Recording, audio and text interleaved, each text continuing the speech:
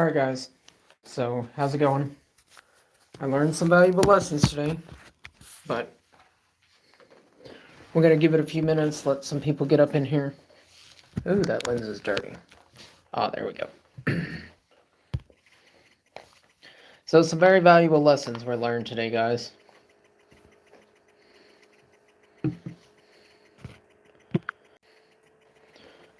So, we'll give it a few minutes, we'll let some people get up in here, but we're going to talk about it.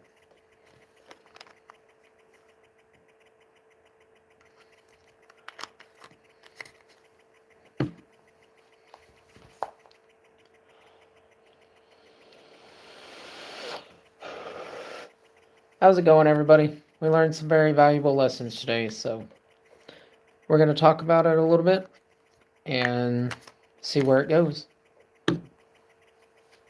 But if you're in here, say hello. We're going to kind of talk about today's lessons that were learned. If you haven't checked out today's videos, go ahead and head over there and check it out. So, one thing that was most definitely learned is I need to dress warmer when it comes an ice storm the night before. That's number one. Number two is I have not shot a .22 long in a very long time, and there were some problems that I had with it.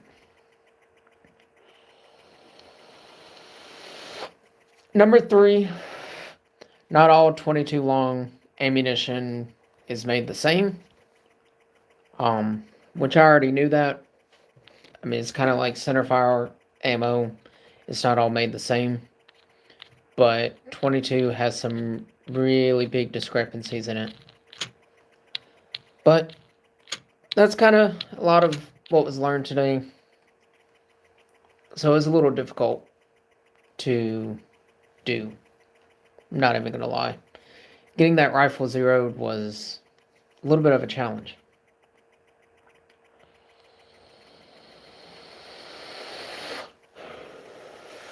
So, we only had one rifle fail today. That was a vintage .22 Magnum. And I don't think it failed based on the cold weather. I think the failure there was mechanical, not environmental. I'll have to actually look at it and see. But I think it was more of a mechanical failure versus a environmental.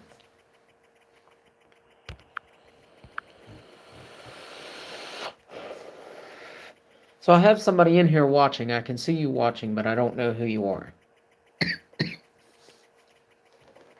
So, if you're watching, say hello.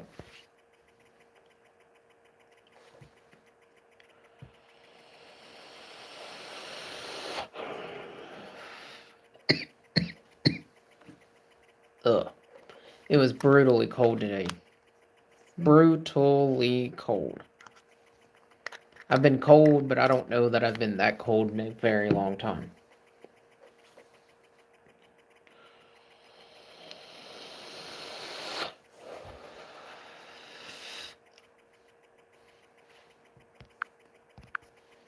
So, it was a fun experience though today. 22 is definitely a learning curve for me to get back into. I'm not even gonna lie. It was a really good day out shooting though. Just the fun of it. No competition, just fun. Everybody getting together, having fun.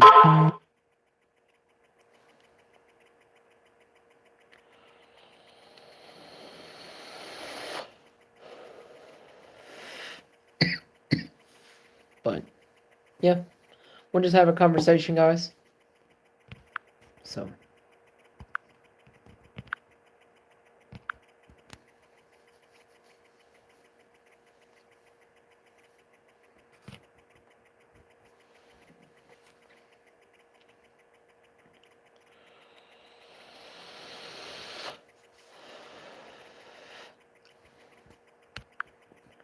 we'll see what happens there, and I'm curious to know who's in here watching, though. So, yeah, some very valuable lessons today.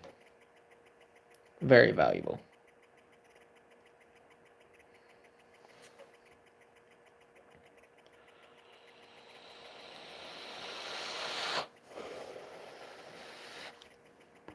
But who's in here watching? Who is my one human in here? Just curious. Jixer's 53. What's up, man? That's who that is. I didn't know who it was. I'm just curious. But, yeah, some very valuable lessons were learned today shooting 22 long. So, it was a little rough. I don't know if you checked that out today, but 22 is a very interesting caliber in the wind. I didn't realize how switchy it was in the wind, to be honest with you.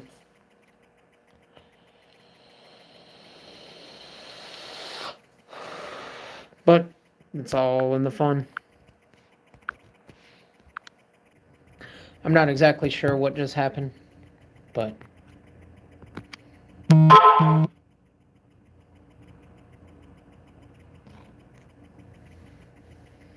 hold on one second, guys.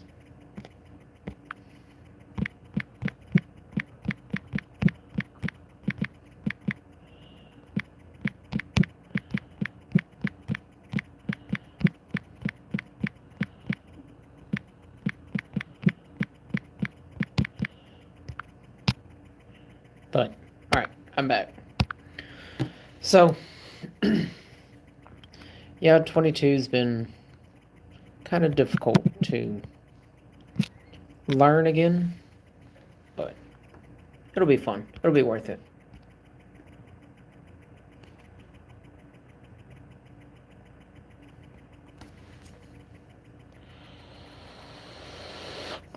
Are you going to be at work tomorrow?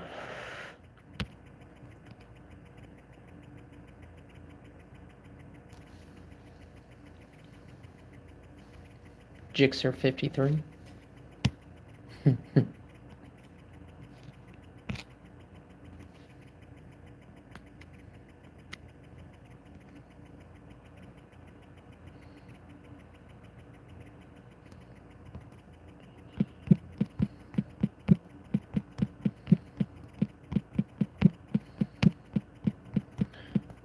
But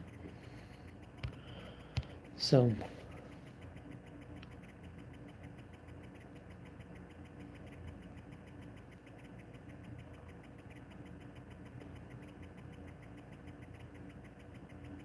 I don't know what Appleseed is, so no, I have not done Appleseed.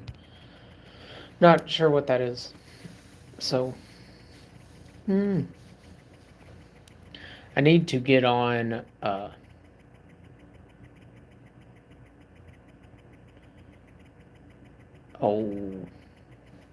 whatever live stream website that is, and do it on there. But that way I can send the link to some people and we can have conversations. But yeah, I'll be there tomorrow too.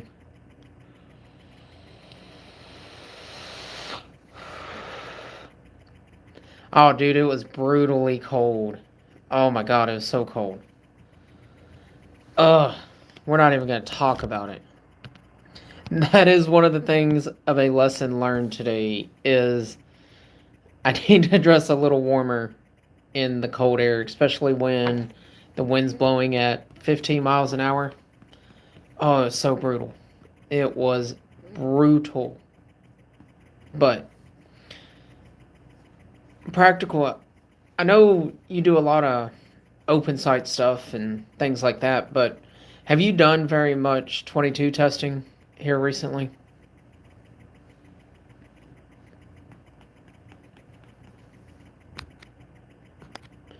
Well, yeah, it was super cold.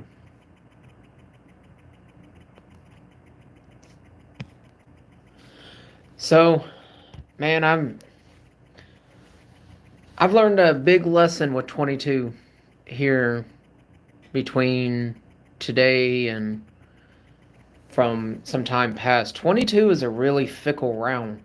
I mean, we were getting between 2 and 4 inch spreads on average at 50 yards, which on a centerfire rifle, as you know, that's rough. But on a rimfire, one of the guys that I was with, he shoots rimfire pretty frequently, and he shoots rimfire matches.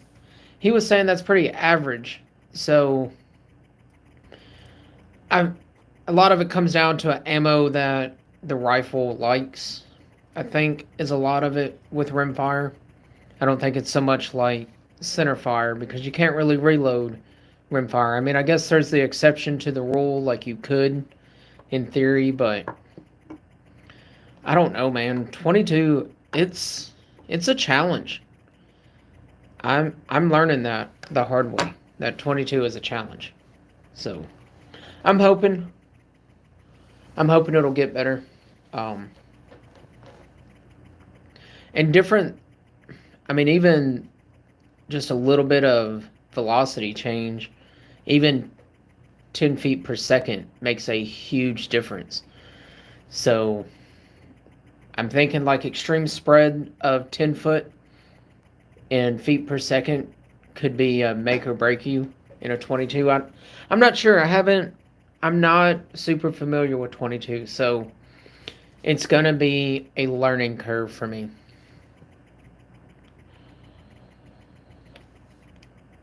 I mean, we might need to work together some on it, but I was digging that watermelon video that you posted. I just checked it out today. I'm glad I saw you pop in here. I was gonna, like, that's pretty cool. Like, not even gonna lie.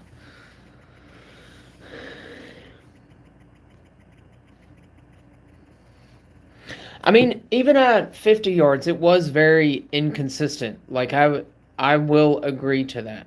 There's no disagreements that are coming there. I mean, a 4 inch spread left to right is a very large spread. Vertically, I was only getting a spread of about 1.5 inches and 2 inches high. So I wasn't getting a huge vertical lift, but I was getting a large horizontal lift, if that makes sense. Or a horizontal variance. Which some of that could have been me. I normally don't get too awfully cold. I normally wear shorts year round. But today I was actually shivering. It was extremely cold. So we had a wind coming head first, left and right, or right to left, kind of a headwind into us. And I mean, it was a very cold wind that literally just hit your bones. That's how cold it was.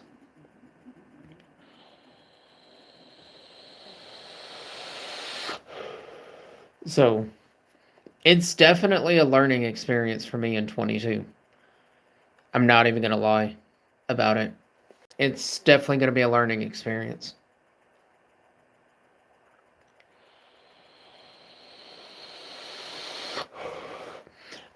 I think with the 22, it was more of the ammo versus the fundamental side. My fundamentals are pretty up there, but the shivering did not help. I mean, we were literally laying on ice, so that ice and that straight northern wind that was blowing right to left, I mean, it literally just cut straight through you.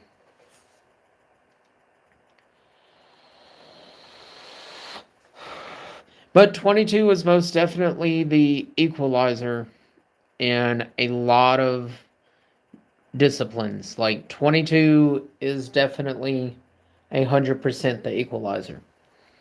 So I don't know. It's definitely going to be different getting into it and learning it. But I want to learn it. I want to get better at it. So it's just kind of one of those things.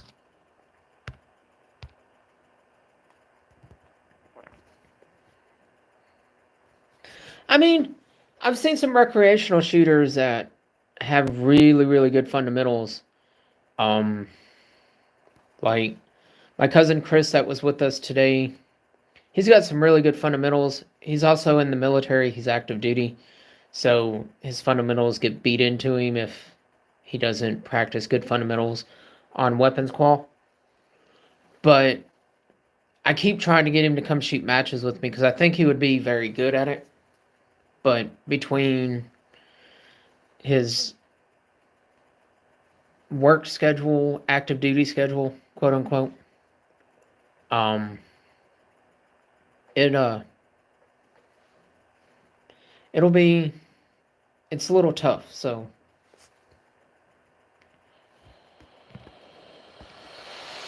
and then Hunter, Hunter shoots matches with me too. So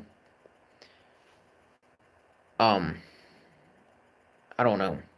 It's going to be a challenge getting into 22. Everybody tells me 22 is the equalizer amongst everything. So, I don't know. It's definitely a lesson learned. It definitely humbled me with the 22. Like, I'm not even going to lie. The 22 most definitely humbled me.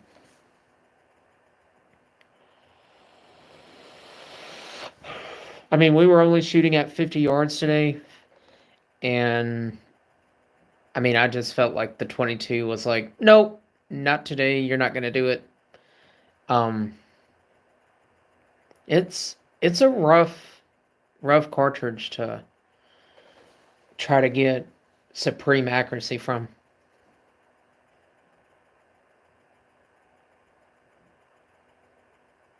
So with the 22, the same elevation that you need for a 308 at 1,000 yards is what you need on a 22 long at 400 yards. So what is that in MOA? 36 MOA?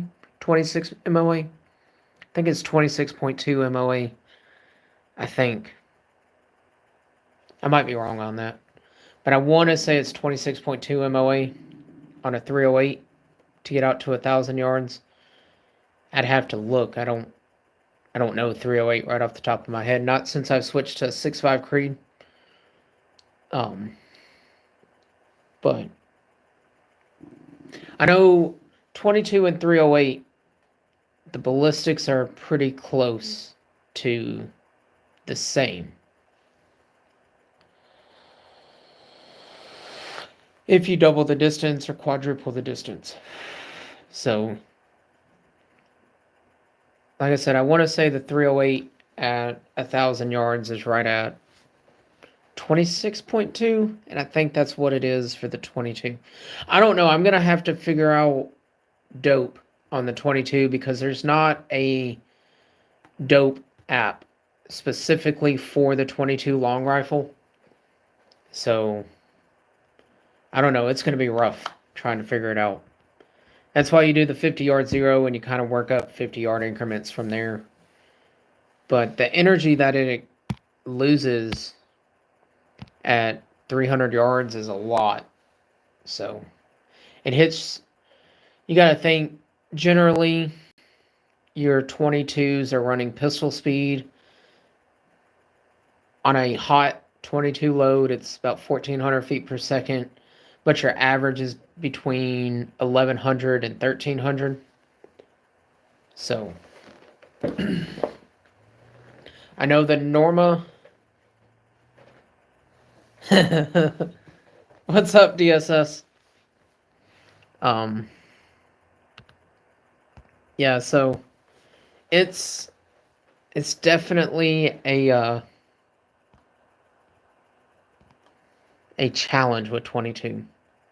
It's most definitely going to be a huge challenge. I've learned that my rifle does not like the CCIs. I learned that lesson the hard way.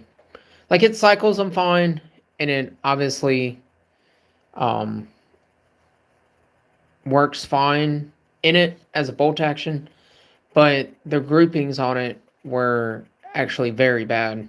We were getting roughly about 7-inch groups on the 22 with the CCI standard velocity, which is an awful group at 50 yards. I mean, that is a horrendous group at 50 yards. So when we jumped over to the Remington Thunderbolts, I was getting roughly about I want to say 3.5 to 4 inch groups at 50 yards with a 5-shot group, which is a little bit better when you compare that, especially over to the CCIs. Like, you're cutting that almost in half. The Eli's, it did decent with the Eli. The Norma, it did not like at all. Norma was actually pretty rough with it.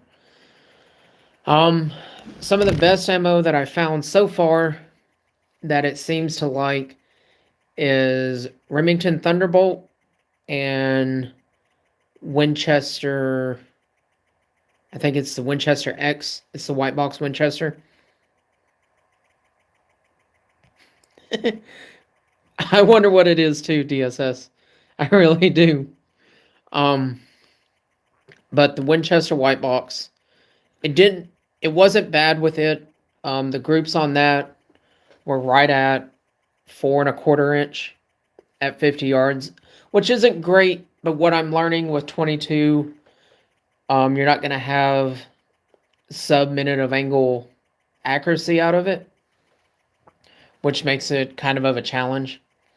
But I'm wondering if I can get it to that sub-minute of angle accuracy, but I don't know. There's a lot of variables that go into 22 also. Like, you're talking a 40 grain projectile at 50 yards with the 10-mile-an-hour wind. I want to say we were getting on average 3 to 4 inches of drift at 50 yards, which is a lot also.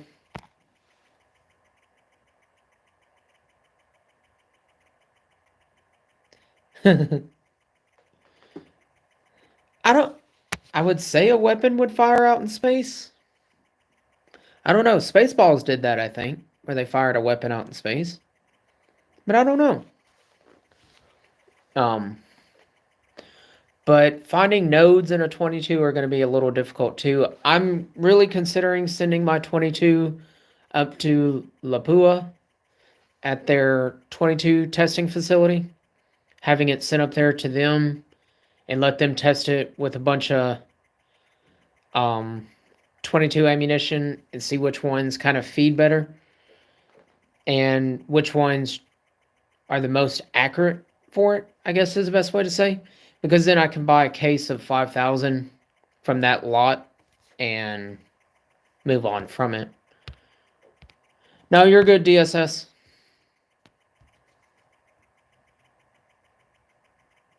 Does a Phillip head mod... I don't know what the Phillip head mod is. So I can't answer that.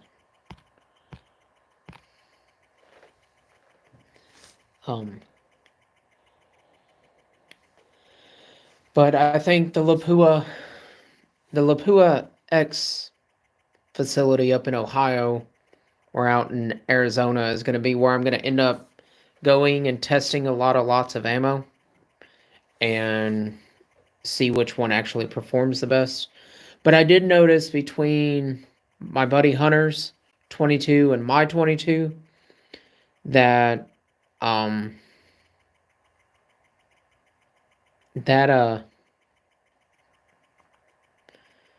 his rifle performed completely different with some of the ammo that we were testing. His actually liked it and mine didn't, which is super weird. They're the exact same rifle, just manufactured at different times, obviously. No, 5,000 rounds of 22 long runs you about a band. It's not a lot, considering 22 split point with the Phillips head. I think 22 Phillips head projectile would be way too heavy for the 22 long. I mean, I'm pretty sure from what little bit of load research that there is out there on it, I want to say they're only getting 6 or 7 grains of powder. There's not a lot behind it. Um, Maybe with your match grade stuff, maybe they're bumping up to 10 or 12, but they're not going to insane limits on 22s and like they do with the centerfire stuff, if that makes sense.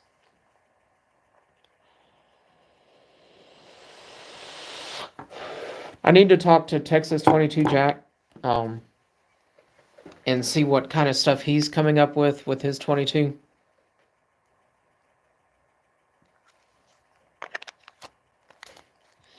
I mean, I might not have already sold a kidney during 2020 to buy some 9mm. Just saying. I mean, we're not going to go there, but it very well could have happened. So, but I don't know what I'm going to do. So, I don't know. I need to get a hold of somebody that has a lot more experience in 22.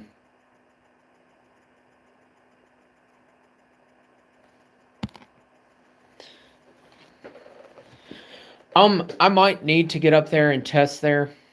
CRS and I have talked about me coming up in March and doing a collab with him and I together this March. So if I'm up there, I'm definitely going to stop at the Vortex facility. I've been to their facility before, so I've shot the Vortex Rampage up there, but that's their outdoor facility. I've never shot on their indoor facility yet, but I'm going to try to get up there. Hopefully I can, but we'll see what happens. But 22 is going to be a game changer for me. I mean, it's really exposing some of my weak points that I have and some things that I really need to work on.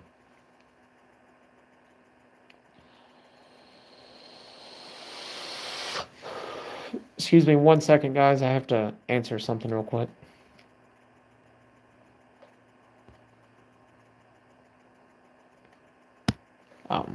Okay. Alright, I'm back.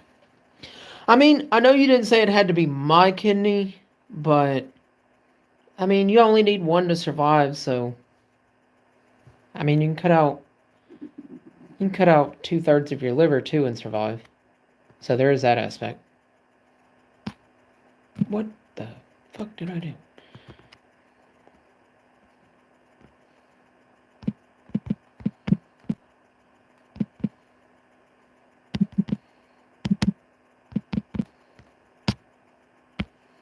So, I mean, isn't life a joke though? I mean, just saying. But who knows?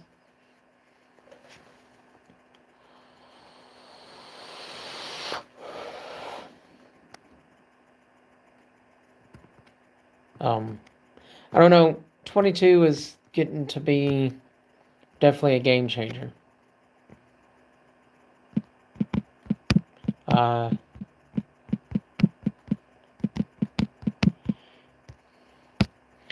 But practical accuracy, if I get up to Wisconsin this March to link up with CRS, we'll have to see about collabing together.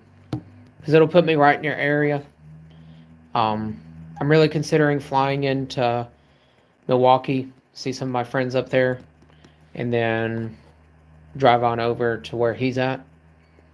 But I'm planning on making a week out of it. So we'll see. Who knows what'll happen? I mean, March is still a couple months away. I know I've got a match March 12th in Indiana. It's a mile-long match out there.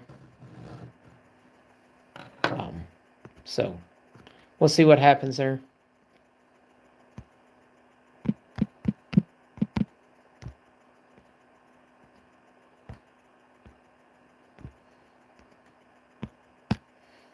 But But I don't know what's going to happen. Like I said, March is still a couple months away. A lot can happen between now and March. Get no text throughout the day, and then all of a sudden everybody wants to start texting you when you're in the middle of something. It's in Newberry, Indiana. I don't know how far that is from you. But Newberry is not very far from me. So it's only a couple hours from me.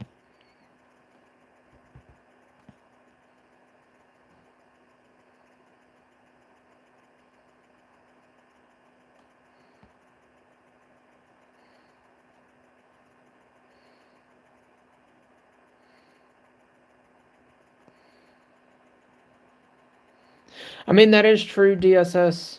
I've seen a lot of messed up stuff in the judicial system. So I don't disagree with you there.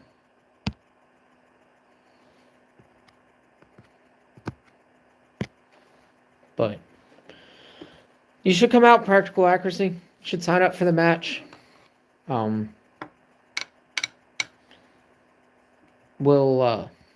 We can squad together or something if you want to come. It's a 10-stage match, single day match.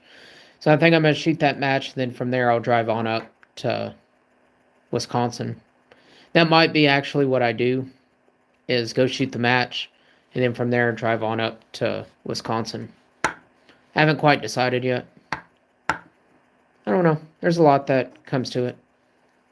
There's a lot of planning that's got to go into it. I got to load some 6.5 Creed, obviously. I need to load some Dasher. But there's a lot that goes into all of that. Nothing's set in stone yet. No, you're good, DSS. I don't think your jokes are stirring any pots, so I think you're all right, buddy. But we'll have to see. I've got to sign up for that match in 2 weeks, so if you want to try to squad together, practical accuracy, let me know. We'll squad up together. Afterwards, we can maybe do some collabing together and get you, CRS, and I all in the same area at the same time, and all three of us work on a collab together, do like the trifecta, have some type of like long range type, quote unquote, accuracy fun match between us.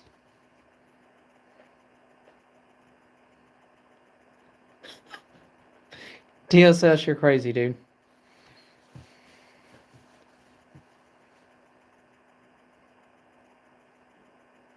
So the one in Newberry, 8 out of the 10 stages are prone, and I think only 2 stages are standing in the PRS style of shooting. But they said on Practice Score that match is going to be primarily prone. But they have a couple PRS style stages that they're going to run. But overall, everything's going to be prone. 1,760 yards from a awkward position will be very difficult. So I don't know that they're going to have somebody shoot 1,760 yards in some awkward position like that. So I'm pretty sure it's all going to be just a prone style of shooting besides those 2 stages. It's only a 10-stage match, so it's not going to be it's just a single day match. It's not going to be like a 22-stage match or anything like we do on our 2 and 3 day matches. So you'll have to come out. I'll see if I can get Kevin to come up and everything. I don't know what his work schedule is going to look like, but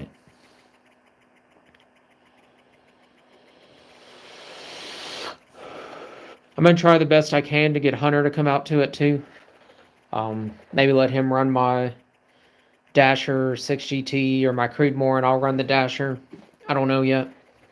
We'll have to see what all happens there. I've thought about entering it in gas just for the sheer fact that I'm so used to a gas rifle that it might be worth doing in gas for me personally. But I don't know. We're going to have to see. I'm going to have to figure out dope 110% at 1,760 yards. That's going to be the most difficult challenge, because the range that I use pretty frequently, it only goes out to 1,550.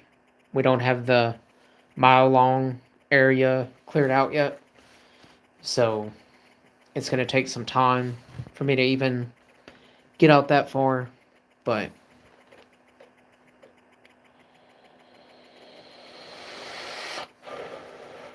so I don't know what's going to happen there.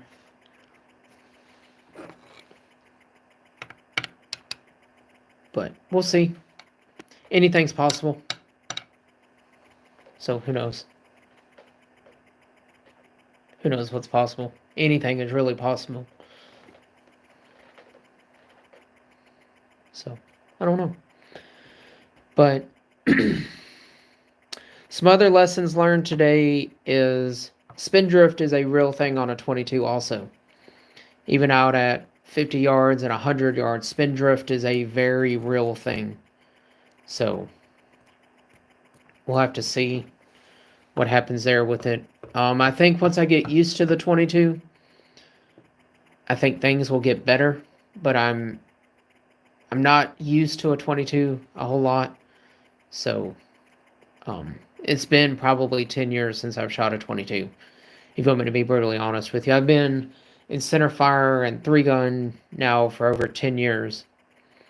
And so I just kind of ventured away from the 22 style of shooting, but now I'm venturing back into it. So we'll see. I do want to do some extreme long range with the 22. I want to try to break 3 world records this year with the 22, so we're going to try. All we can do is try. I mean, that's literally all we can do is try. You never know what happens till you try it. So I've got some plans for myself in a 22 and some goals to keep in mind in a 22. So that's why I'm focusing so much on getting this 22 dialed in with good ammo that I can figure everything out with.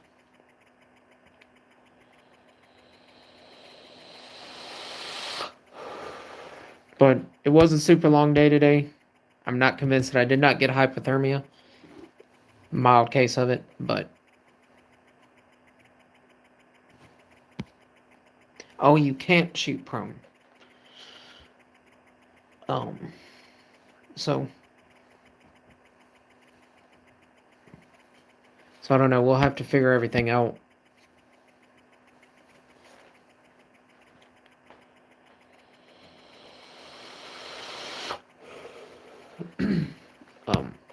But in time, we'll have it all figured out. But guys, I don't mean to cut it short tonight, but I'm a little tired. I do have work tomorrow. We were off for the holiday today. So I'm going to head out. But guys, I did start a Instagram just for this page and for this channel. It is bending_ballistics on Instagram, where you guys can get in touch with me directly on there, and we can have conversations on there. But guys, I'm going to get off here. I have a lot of stuff that I have to get done for work tomorrow. So you guys stay safe. Check out the 22 video that we just posted. It was definitely a cold one out there today.